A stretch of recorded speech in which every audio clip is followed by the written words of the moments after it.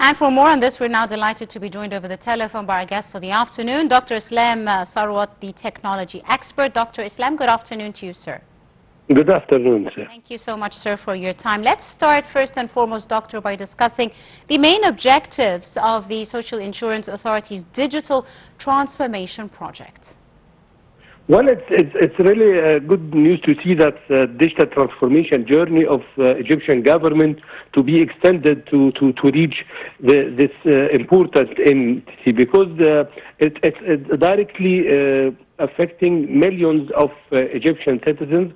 It deals with a lot of investment, with a lot of families, even with during their duties as an employee and after their retirement. So it's really important to emphasize that this phase is vital important, and it's also could be related to many other entities, because at the end of the day, all this entity is related with a lot of services and to provide a lot of support to the citizens. So this is really a great milestone for the Egyptian government, and this effort should be much appreciated. Indeed, Dr. Islam. Now, how do you see this new system also playing a role in improving the efficiency of social insurance services? Well, it will be, of course, the performance will be affected during a lot of services. It initially should be started maybe with about 40 new services to be fully digitalized through an official platform that's launched under the umbrella of the Digital Egypt, and it's also with our vision about Digital Egypt 2030.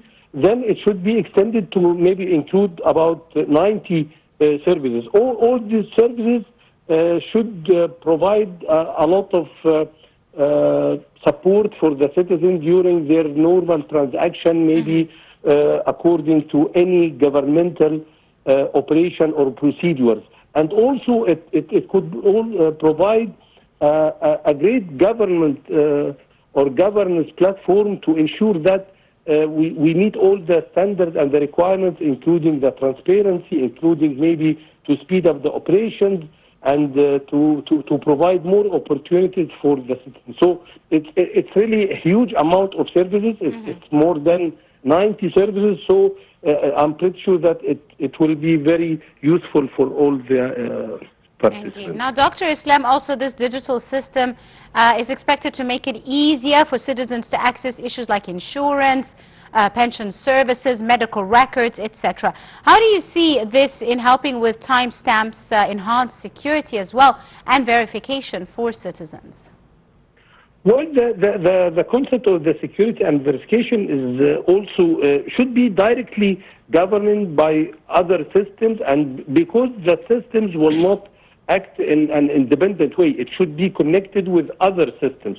So we can expect that there is some integration between those systems with the, of course, Ministry of Interior, Ministry of Finance, and other governmental authorities and organizations. So those kind of security and the privacy are to ensure the data integrity and confidentiality. It will be managed, I believe, with the standard maybe, or with the NETRA, the EG-CERT, that aligns all the security controls that should be implemented according to the latest standard to ensure that all the data of the citizen will be secured, of course. Indeed. Now, finally, Dr. Islam, in what ways do you see this project improving transparency as well as service quality? Of course, it ensures transparency. By definition, the digitalization or the digital transformation ensures the governance and the transparency, and to provide a lot of easiness for the users.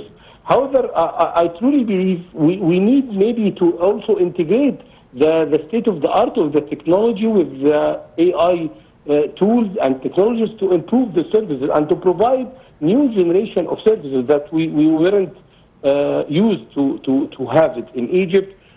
So there is some room to improvement, and also we could be aligned with a lot of standards, and maybe to provide governance and governance framework, of course, and also to raise the awareness of the people about those services. And so all of those activities and awareness maybe campaign should provide some transparency about what the government provide and what kind of services we can provide for the citizen. Indeed. Right. Finally, Dr. Islam, let's talk a bit about how this project aligns with Egypt's broader digital transformation strategy. Of course, it's kind of the central maybe of one of our newest achievements. Egypt has launched its digital transformation journey maybe 6 or 7 years ago. We started with the great infrastructure. We invested a lot in maybe with our data centers, with our capabilities, and also building digital capabilities.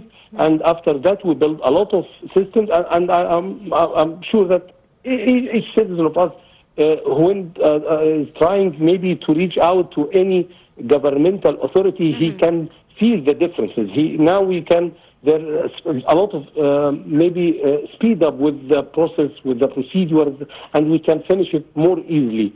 Of course, the digital transformation journey of Egypt will be extended and hopefully to be integrated maybe with many other entities, so including this entity is of vital importance, but we need to do a lot of integration and also to provide maybe one digital platform. I know the government provides such one, but I think we need to extend and to do a lot of integration and to also to include maybe some other emerging technologies.